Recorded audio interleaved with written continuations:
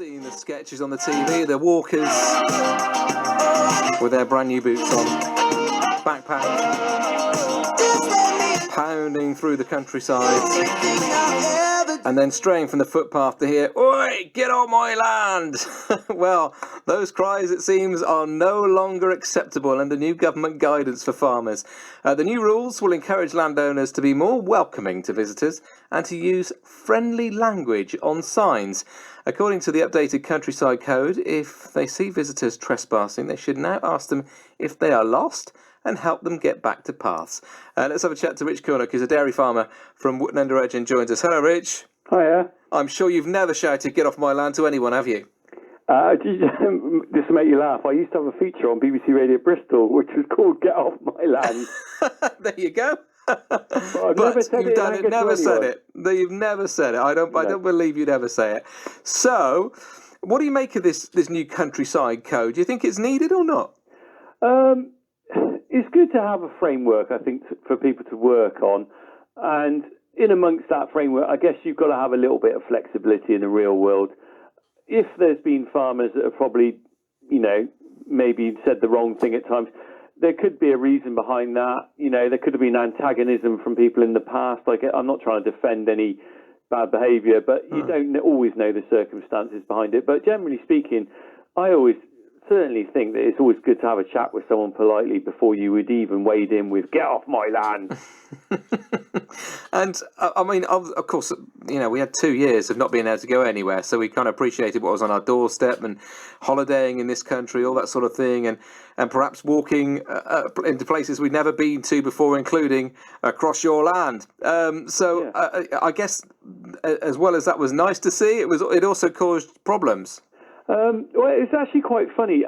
Where our farm is, there are some footpaths. They're more on the edge of the farm. So generally speaking, I don't see a lot of people that actually go the wrong way because they're skirting around the edge of the farm.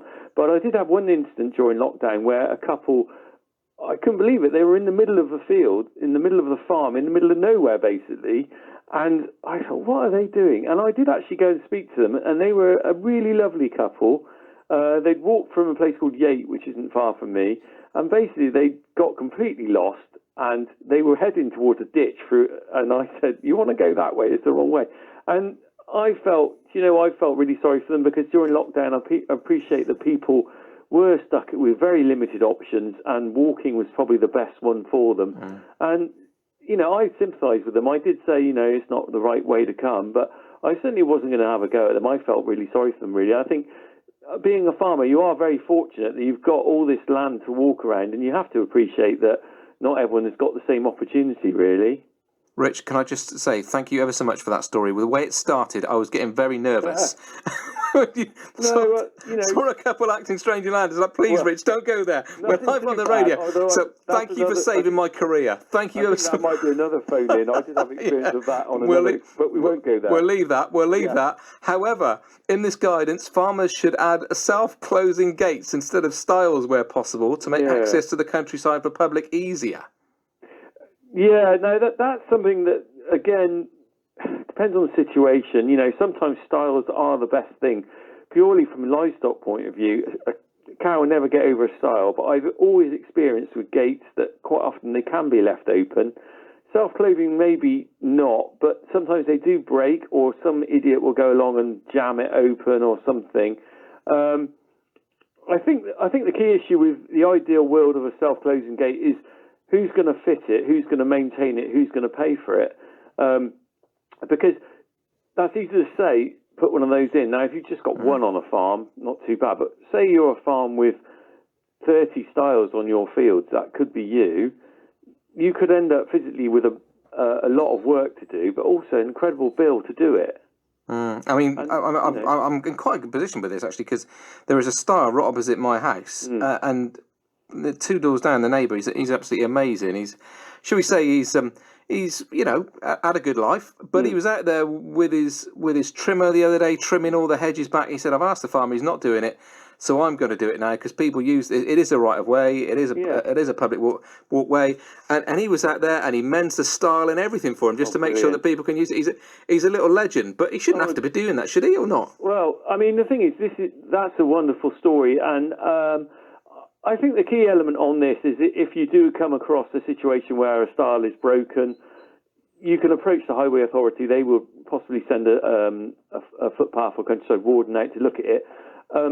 If you have ability and you want to do it, and you can approach a farmer and they're amiable, maybe that is something people can take on board. Because do you know what? The biggest resource that I lack on the farm is time. Money is always an issue. You're always going to need. There's always things to spend money on. But the one thing I'm always short on is time, because over the years, the amount of people that actually work on farms has gradually been whittled down. So, maybe 50 years ago, there might have been 3 or 4 people working on a farm. Quite often now, you find that there's maybe 1 person or 2 person trying to manage the whole farm. Now, that's easier these days with all the machinery you've got, but the general maintenance of repairing fences, hedgerows, walls, stiles, sometimes something's got to give because you just don't have the time.